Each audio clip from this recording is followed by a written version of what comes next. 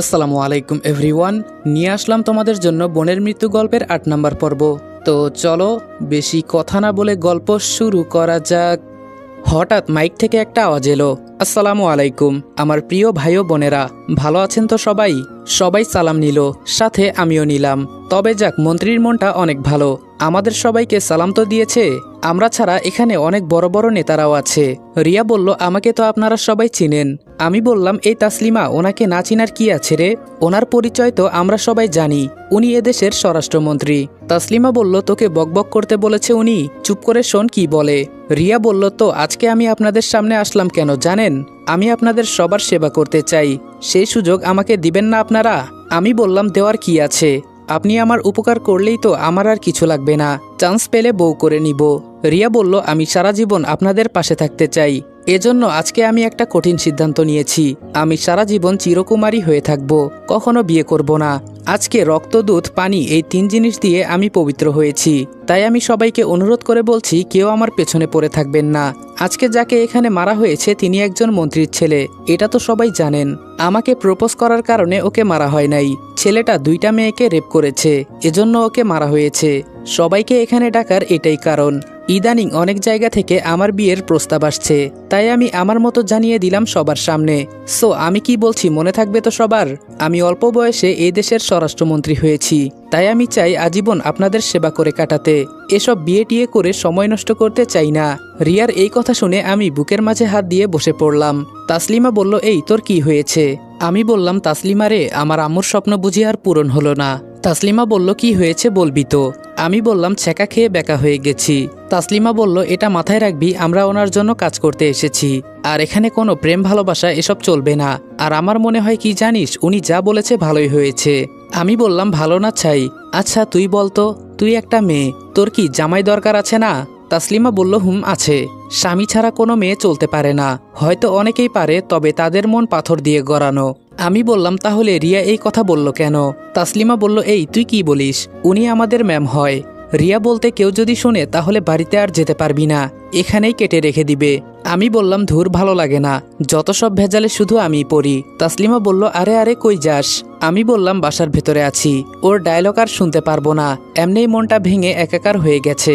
হেঁটে হেঁটে ভেতরে চলে গেলাম। আসলেই কিছু কিছু স্বপ্ন শুধু স্বপ্নই থেকে যায়, এগুলো হয়তো বাকি জীবনে আর পূরণ হবে না। আমার আম্মুর ইচ্ছে বুঝি আমি আর পূরণ করতে পারলাম না। আচ্ছা ও এমনটা বলল কেন? এখানে কোনো কারণ তো আছেই, আবার হয়তো নাই। যাক, এসব আমার চিন্তা করে কি লাভ। গাইস, তোমরা তো জানো আমার ক্যাশ প্রাইজ গিভওয়ে করার কথা ছিল, যেটা রোজার ব্যস্ততার কারণে করা হয়নি। আমি ইনশাল্লাহ ঈদের দিন গিভওয়েটা করব। তোমরা হয়তো ভাবছো আমি গিভওয়ে করার জন্য টাকা কোথায় পাবো। আমি 1x গেম খেলার মাধ্যমে প্রতিদিন টাকা আয় করি। তোমরাও যদি আমার মতো টাকা আয় করতে চাও তাহলে এখনই গুগলে 1x সার্চ করে অফিসিয়াল ওয়েবসাইটে গিয়ে রেজিস্ট্রেশন করো। আর রেজিস্ট্রেশনের সময় যদি আমার দেওয়া স্পেশাল প্রোমো কোড রেদওয়ান8 ইউজ করো তাহলে তোমরা অসংখ্য বোনাস এবং ফ্রি স্পিন পেয়ে যাবা। আর 1x কিন্তু একটা ইন্টারন্যাশনাল লাইসেন্সকৃত প্ল্যাটফর্ম এবং সবচেয়ে বিশ্বস্ত। এখানে সকল মোবাইল ব্যাংকিং অ্যাপের মাধ্যমে সহজেই তোমরা তোমাদের জেতা টাকা তুলতে পারবে। আর 24 ঘন্টা 7 দিন কাস্টমার সাপোর্ট সুবিধা রয়েছে। তাই আমি এটা ব্যবহার করে আমার রেগুলার হাত খরচের টাকা আয় করি। তোমরাও ট্রাই করে দেখতে পারো। সামনে তাকিয়ে দেখি একটা পিচ্চি মেয়ে বল নিয়ে খেলা করছে। আমি ডাক দিয়ে বললাম, এই বাবু, এই দিকে আসো। একটা ছেলে আমার দিকে এগিয়ে এসে বলল, এই আপনি কে? আর ম্যাডামকে বাবু বলছেন কেন? আমি আমার কার্ডটা ছেলেটাকে দেখাতেই ও দূরে সরে গেল। আমি মেয়েটার কাছে গিয়ে বললাম, কি করো মামুনি? মেয়েটা বলল, এই আমাকে মামুনি বলবে না, আমার নাম তুবা। আমি বললাম, মামুনি তো আমি তোমাকে আদর করে বলেছি, কেন তোমার ভালো লাগে নাই? তুবা বলল, আমি এখন বড় হয়েছি বুঝলেন, এসব কেউ আমাকে বলে না, তাই হঠাৎ করে শুনে আশ্চর্য লাগলো। আমি বললাম, তুমি তো খুব কিউট করে কথা বলতে পারো, তোমার নামটা অনেক সুন্দর। যাক, তুমি এখন কি করো? তুবা বলল, এই তো ভাইয়া বল খেলি, আপনি খেলবেন আমার সাথে? আমি বললাম, না আমি খেলবো না।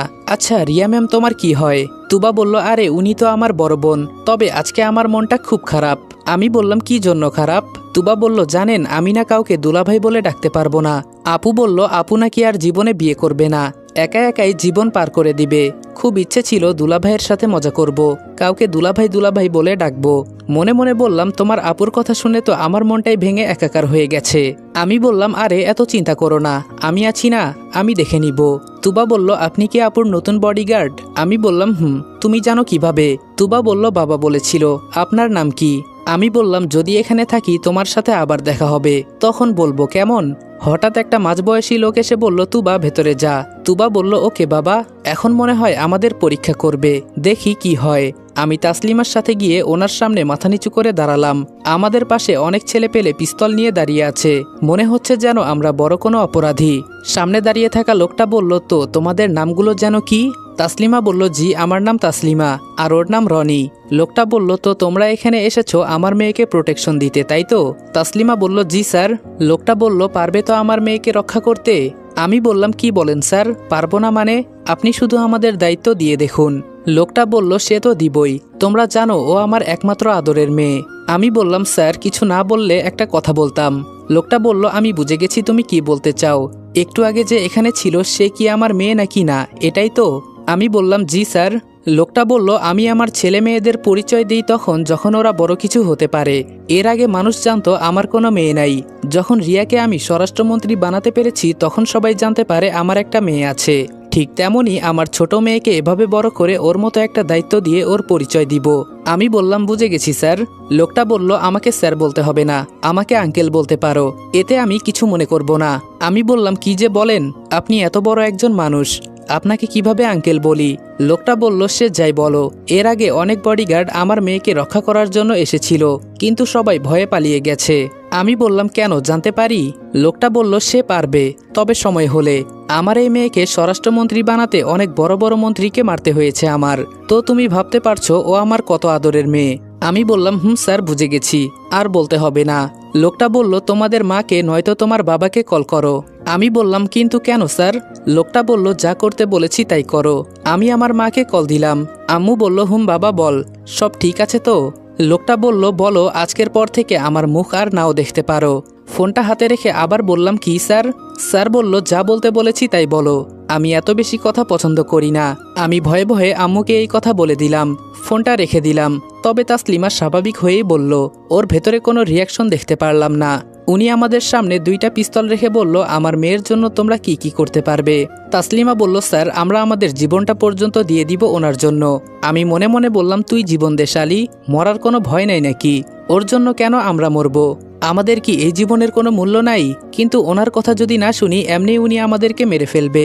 শালা কি একটা বিপদে এসে ফেসে গেছি, এখন এটা বুঝতে পারছি। স্যার বলল, এই ছেলে তোমার কি হলো, কথা বলো না কেন? ভয়ে ভয়ে বললাম, জি স্যার, আমরা ম্যাডামের জন্য নিজের জীবন বিলিয়ে দিতেও রাজি আছি। স্যার বলল, গুড, তোমরাই তো পারবে, এখন পিস্তল নিয়ে নিজের মাথায় তাক করে ধরো। আমি বললাম, কি? স্যার বলল, এত অবাক হওয়ার মতো কি আছে, যা বলেছি তাই করো। তাসলিমা তো সাথে সাথে পিস্তল নিয়ে ওর নিজের মাথায় ধরে আছে। এখন যদি প্রিয়জনের জন্য মরতাম তাও কোনো আফসোস থাকতো না, আর অপরিচিত একটা মেয়ের জন্য নিজের জীবন দিয়ে দিব ভেবেও কষ্ট হচ্ছে। আস্তে আস্তে আমিও আমার মাথায় ধরলাম, তবে আমার হাতটা কাঁপতে লাগলো। তাসলিমা বলল, স্যার আমার বাবা মা সবসময় বলতো ডিউটি অবস্থায় মারা গেলে তুই বলতে পারবি দেশের জন্য মারা গিয়েছিস। আর আজকে তো আমরা একজন মহান মানুষের জন্য মরব, তিনি আমাদের দেশের রত্ন, দেশের সেবা করেন উনি। মরার পর সবাই বলবে একজন স্বরাষ্ট্রমন্ত্রীর জন্য 2 জন প্রাণ দিয়েছে, এর থেকে মহান আর কি হতে পারে? তাসলিমার কথা শুনে একটু সাহস এলো। আমি বললাম, জি স্যার, মরতে হলে দেশের জন্য মরব, আপনি শুধু বলেন, এখন ওই ট্রিগার চাপ দিব। 1 2 3 বলে কাউন্ট করার সাথে সাথেই কি যেন মনে করে চাপ দিলাম, কিন্তু গুলি বের হলো না। এটা দেখে মনটা আনন্দে নেচে উঠল। তার মানে আমরা পরীক্ষায় পাশ করেছি, আজকে থেকে আমরা ওনার বডিগার্ড হয়ে কাজ করব। স্যার বললেন, গুড জব, তোমরা পেরেছো। এর আগে অনেকেই এমন পরীক্ষা দিয়েছি, কিন্তু কেউ পাশ করতে পারে নাই, তোমরা পেরেছো। আমি বললাম, বলেছি না স্যার, আমরা ম্যামের জন্য সব করতে পারি। দেখিয়েন ওনার শরীরে একটাও ফুলের টোকাও পড়তে দিব না। তবে কে কি করবে আমি জানি না, আমি থাকতে কখনো ম্যাডামের কোনো ক্ষতি হতে দিব না, এটা আমার প্রমিস। স্যার বললেন, তোমার কথা আমার পছন্দ হয়েছে, আমার সাথে আসো। উনি আমাকে ধরে নিয়ে টেবিলে বসালেন, আর তাসলিমা এক সাইডে দাঁড়িয়ে আছে। স্যার বললেন, তোমার কথা শুনে আমি খুব খুশি হয়েছি, তুমি আমার মন জিতে নিয়েছো। এই ওকে খাবার দাও তো। আমি বললাম, স্যার আপনার সাথে বসে খাবার খাওয়ার মতো যোগ্যতা আমার নাই। স্যার বললেন, আরে এভাবে নিজেকে ছোট মনে করবে না, খাও। ওনার কথা শুনে মনে হলো সত্যি উনি খুব ভালো। কিছু খাবার খাওয়ার পর গলায় জ্বালা পোড়া করতে লাগলো, মনে হচ্ছে যেন আমার ভেতরটা আগুনে পুড়ে ছারখার হয়ে যাচ্ছে। খাবার রেখেই গলায় হাত দিলাম। স্যার আমার অবস্থা দেখে ডাক্তার ডাক্তার বলে চিৎকার করতে লাগলো। আমি শুধু ওনার কথা শুনতে পারতেছি, উনি আমার সাথে বেইমানি করেছে, এটা আমি খুব ভালো করেই বুঝতে পেরেছি। তাসলিমা আমার কাছে আসতে চেয়েছে, কিন্তু ওকে না করা হয়েছে। একজন ডাক্তার এসে বলল, বলুন স্যার। স্যার বলল, ওর খাবারে অল্প কিছু বিষ দেওয়া হয়েছে, যাতে না মারা যায় সেই ব্যবস্থা করুন। অমনি আমাকে একটা ইঞ্জেকশন দিয়ে আবার পুনরায় চলে গেল। আমার এখন কষ্টটা বেশি হতে লাগলো। গলায় ধরে বললাম, আমার সাথে এমনটা কেন করলেন? স্যার বললেন, আমি তোমাকে বুঝাতে চেয়েছি, যখন 2টা বুলেট তোমার 2 বুকে থাকবে, যখন তুমি এই ব্যথা সহ্য করতে পারবে না, ঠিক তখনও আমার মেয়ের এইভাবেই খেয়াল রাখতে হবে। তখন তোমাকে নিজের জন্য বাঁচলে হবে না, আমার মেয়ের জন্য বাঁচতে হবে। বুঝতে পেরেছো এখন আমি তোমাকে কি বুঝাতে চেয়েছি? এক কথা, আমার মেয়ের যেন কিছুই না হয়। এখন যেই কষ্টে আছো, এই কষ্টের মাঝেও আমার মেয়ের খেয়াল রাখতে হবে। বুঝা গেল? এখন যাও, আজকে থেকেই তোমাদের ডিউটি শুরু। ওর রুমের সামনে গিয়ে দাঁড়িয়ে থাকো। আর আমার মেয়ের যদি কিছু হয়, তোমাদের মাথাগুলো নিয়ে আমি ফুটবল খেলবো, সাথে তোমাদের পরিবারের গুলো হয়তো থাকতে পারে। আমি ব্যথা সহ্য করে বললাম, স্যার আপনি চিন্তা করবেন না, আমরা সব পারবো। তাসলিমা আমাকে নিয়ে উপরে চলে গেল। আমরা গিয়ে রিয়ার রুমের সামনে দাঁড়িয়ে আছি। তাসলিমা বলল, তোর খুব কষ্ট হচ্ছে তাই না? আমি বললাম, আমার ভেতরে বিষ দেওয়া হয়েছে, আর বলছিস কষ্ট হচ্ছে নাকি? আমার কলিজায় আগুন লেগে আছে মনে হচ্ছে, সহ্য করতে পারছি না রে। আর চোখ দিয়ে এক ফোঁটা পানি পড়ে গেল। তাসলিমা বলল, কেমন মানুষ উনি? পরীক্ষা করতে গিয়ে তোকে বিষ খাইয়ে দিল। এসব কিছু না, সব সহ্য করে কাজ করতে হবে, বুঝলে? আমাদের সিনিয়র স্যার আমাকে উদ্দেশ্য করে বলল। আমি বললাম, স্যার আমি পারবো, আপনি চিন্তা করবেন না। স্যার বলল, গুড। আমি বললাম, তাসলিমা তোর কাছে টক জাতীয় কিছু আছে? তাসলিমা বলল, না। আমি বললাম, তুই তাহলে এখানে একটু দাঁড়া, আমি পানি খেয়ে আসি। তাসলিমা বলল, যা। আমি পানি খেয়ে আবার দরজার সামনে দাঁড়ালাম। তাসলিমা বলল, দেখিস ওর বাবার জন্য একদিন ওর মেয়ে বিপদে পড়বে, তখন হিসাব করে নিস আমার কথা। শালা পরীক্ষা করে আমাদের, মনটা চাইছিল ওকে যে। আমি বললাম, এসব বলিস না, অন্য কেউ শুনতে পাবে। তাসলিমা বলল, সব সময় থানায় সময় কাটিয়েছি, আর এখন দরজার সামনে দাঁড়িয়ে পাহারা দিতে হয়, কেন যে এখানে আসতে গেলাম? আমি বললাম, দেখি সামনে আবার কোন পরীক্ষা অপেক্ষা করছে আমাদের জন্য। তাসলিমা বলল, ম্যাম তো এখনো বের হয় নাই, চিন্তা হচ্ছে আমার। আমি বললাম, তোর চিন্তা করে কি লাভ, যা করার তো আমাকেই করে। তাসলিমা বলল, এই খারাপ কথা একদম বলবি না। আমি বললাম, তো কি করব, রাগে শরীরটা ফেটে যাচ্ছে। তাসলিমা বলল, আমাদের জীবনটাই এমন। হঠাৎ দরজা খোলার আওয়াজ শুনতে পেলাম। সামনে তাকিয়ে দেখি রিয়া ম্যাম আসছে। আমাদের কাছে এসে একবার ভালো করে তাকিয়ে দেখলেন। আমরা মাথা নিচু করে দাঁড়িয়ে আছি। রিয়া ম্যাম বললেন, তোমরা তো আজকে থেকে আমার বডিগার্ড নাকি? তাসলিমা বলল, জি ম্যাম। রিয়া ম্যাম বলল, তোমার নাম কি? তাসলিমা বলল, আমার নাম তাসলিমা। রিয়া বলল, ওহ তাসলিমা, খুব সুন্দর নাম। কত বছর ধরে পুলিশের চাকরি করো? তাসলিমা বলল, এই তো ম্যাম মাত্র 3 বছর। রিয়া ম্যাম বলল, ও বিয়ে হয়েছে তোমার? তাসলিমা বলল, না ম্যাম, তবে বিয়ের কথাবার্তা চলছে। রিয়া বলল, একটা কথা কি জানো তোমরা? তাসলিমা বলল, কি ম্যাম? রিয়া বলল, কি ব্যাপার, শুধু তুমি কথা বলছো, এই ছেলে তুমি কথা বলো না কেন? আমি বললাম, জি ম্যাম, আমাকে তো আপনি কিছু বলেন নাই। রিয়া বলল, তোমার সাথে একটু পরে কথা বলবো, তুমি অপেক্ষা করো। তো মিস তাসলিমা, আমার সাথে যারা কাজ করে, এক কথায় তাদের বউ বাচ্চা এমনকি স্বামীও থাকতে পারবে না। আমার মতোই সিঙ্গেল হয়ে আমার সাথে কাজ করতে হবে, বুঝে গেছো? তাসলিমা বলল, জি ম্যাম, আর বলতে হবে না আপনাকে। রিয়া বলল, আর যদি বিয়ে করার ইচ্ছে থাকে তাহলে এখনই চাকরি ছেড়ে চলে যেতে পারো। আমি বললাম, ম্যাম আপনাকে পার্সোনাল একটা কথা বলবো। আমার দিকে একবার ভালো করে তাকিয়ে দেখলেন। রিয়া বলল, মাত্র চাকরিতে জয়েন করেছো, এর মাঝেই আমাকে পার্সোনাল কথা বলতে চাও? আমি বললাম, সরি ম্যাম, আমার ভুল হয়ে গেছে। রিয়া বলল, মনে থাকে যেন। আর তুমি আমার সাথে আসো, তোমার সাথে কিছু দরকারি কথা আছে আমার। আমাকে উদ্দেশ্য করে বলল। আমি বললাম, জি ম্যাম, কিন্তু। রিয়া বলল, একা একা ভয় পাচ্ছ নাকি? তুবা, এই তুবা। রিয়ার ছোট বোন দৌড়ে এসে বলল, কি হয়েছে আপু? রিয়া বলল, ভেতরে যা তো একটু, উনি নাকি একা একা ভয় পাচ্ছে। আমি মনে মনে বললাম, ও মা, আমি আবার কখন বললাম আমি একা একা ভয় পাচ্ছি? রিয়া বলল, কি মিস্টার, আসেন, নাকি আমন্ত্রণ জানাতে হবে আপনাকে? তাসলিমা বলল, ম্যাম আমি কি এখানেই থাকবো? রিয়া বলল, তুমি এখানে দাঁড়িয়ে থাকো। রিয়া অবাক করে আমাকে ভেতরে নিয়ে দরজা বন্ধ করে দিল। এটা দেখে তো আমার কলিজায় পানি নাই, না জানি এখন কি করে। তুবা বলল, আপু ভাইয়াকে কি বলবে? রিয়া বলল, নে তুই ফোনে গেম খেল, কেমন? আমি ভয়ে ভয়ে বললাম, ম্যাম আমাকে কিছু বলবেন? রিয়া বলল, বলার জন্যই তো দরজা বন্ধ করলাম। আমি বললাম, জি বলুন। রিয়া বলল, তোমার নাম রনি, তোমার মা থানার ওসি। একে একে আমার পরিবারের সবকিছু বলে দিল। আমি পুরাই অবাক হয়ে গেছি। ম্যাম এসব জানে কিভাবে? আমি বা আমরা পরিবারের কেউ তো ম্যাডামের সাথে কথাই পর্যন্ত বলি নাই। আমি বললাম, ম্যাম আপনি কিভাবে এসব জানেন? ম্যাম একটা হাসি দিয়ে বললেন, ওই চেয়ারটা নিয়ে বসো, তোমার সাথে অনেক কথা আছে। আমি বললাম, না ম্যাম, আমি এভাবেই ঠিক আছি, একজন স্বরাষ্ট্রমন্ত্রীর সাথে কথা বলছি, এটা তো আমার সৌভাগ্যের বিষয়। রিয়া বলল, আমার সম্পর্কে তো তুমি সবকিছুই জানো, আমি কি ঠিক বলছি? আমি বললাম না মানে। রিয়া বলল এত মানে করতে হবে না। তোমার মা আমার সম্পর্কে তোমাকে সবকিছু বলেছে, এটা আমি শিওর। সত্যি করে আমাকে বলো। দেখো আমি তোমাকে বিশ্বাস করতে চাই, তাই অবিশ্বাসযোগ্য কাজ করবে না আমার সাথে, এটা যেন মনে থাকে। আমি বললাম জি ম্যাম, আপনার সম্পর্কে আমার আম্মু সবকিছু আমাকে বলেছে। রিয়া বলল জানো তোমার আম্মু খুব ভালো একটা মানুষ, উনি জানতো আমি ব্যাংক ডাকাতি করেছি, এরপরেও আমার পিছু ছেড়ে দিয়েছে। আমি বললাম এসব কেন করতে গেলেন ম্যাম? রিয়া বলল তখন আমি একটা বড় বিপদে পড়েছিলাম, এজন্য এসব করতে হয়েছে, আর সেই দিন ব্যাংকে গিয়ে সব টাকা জমা করে দিয়েছি। আমি বললাম শুনেছি আপনি নাকি এতিমখানা চালান। রিয়া বলল এজন্যই তো তোমার মা আমার পিছু ছেড়েছে, না হলে। জানো তোমার মাকে আমি একটু ভয় পেয়েছিলাম, কারণ উনি যে ফাইল হাতে নেন এর সমাধান করেই ছাড়ে, আর ওনার ওপর লেভেল পর্যন্ত হাত আছে, এজন্য আমার একটু ভয় হয়েছিল। আচ্ছা কি বলে ডাকবো তোমাকে? আমি বললাম ম্যাম যা ইচ্ছা বলতে পারেন, আমার কোনো সমস্যা নেই। রিয়া বলল আমি এভাবে কারোর সাথে কথা বলি নাই, তোমার সাথে একান্তে কথা বলার একটা কারণ আছে, এটা কি তুমি জানো? আমি বললাম না ম্যাম। রিয়া বলল তোমার মা অনেক ভালো, আর উনি তোমাকে আমার প্রোটেকশন করার জন্য দায়িত্ব দিয়েছে, পারবে তো সবকিছু সামলে রাখতে? আমাকে ইশারা করে বলল কানের ব্লুটুথ খুলতে, আমিও খুলে ম্যামের হাতে দিয়ে দিলাম। রিয়া বলল তোমরা কয়জন একসাথে কাজ করো? আমি বললাম স্যারের মানা আছে বলতে। ম্যাম আমার দিকে তাকিয়ে গম্ভীর হয়ে বলল আমি তোমাকে স্পেশাল করতে চাই। আমি বললাম কিভাবে ম্যাম? রিয়া বলল তোমার মা অনেক ভালো, আর ওনার ছেলে তুমি, এজন্যই আমি তোমাকে বিশ্বাস করি। আমি বললাম ম্যাম আমি থাকতে আপনার কোনো ক্ষতি হবে না। রিয়া বলল এজন্যই তো আমি তোমাকে স্পেশাল করতে চাই। আমি বললাম সেটা আবার কিভাবে ম্যাম? রিয়া বলল কয়জন মিলে একসাথে কাজ করো এটা আগে বলো, এখন তো আর তোমার সিনিয়র অফিসার শুনছে না, তুমি নির্ভয়ে বলে ফেলো। আমি বললাম এখান থেকে গেলে হয়তো তিনি আমাকে আর আসতে দিবেন না। রিয়া বলল আমি কে তুমি তো জানো। আমি বললাম জি ম্যাম। রিয়া বলল আমি চাই তুমি শুধু আমার হয়ে কাজ করো। আমি বললাম সেটা কিভাবে? রিয়া বলল আগে বলো তোমার গ্রুপে কয়জন আছে?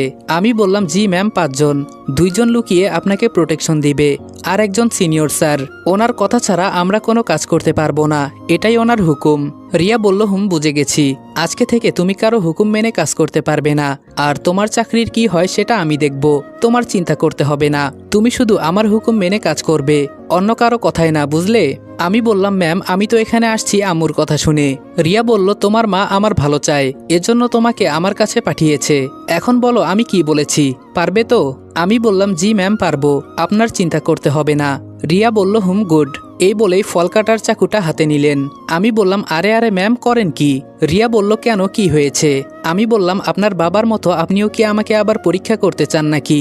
রিয়া বলল কেন, আমার বাবা তোমাকে আবার কি করেছে? আমি বললাম কি করেছে তা আর বলিয়েন না, উনি আমাদের পরীক্ষা করতে হাতে পিস্তল তুলে দিয়েছে, পিস্তল দিয়ে বলেছে নিজেকে মারার জন্য, আর আমাকে তো খাবার সাথে বিষ মিশিয়ে দেওয়া হয়েছে, এখনো গলায় জ্বালাপোড়া করছে।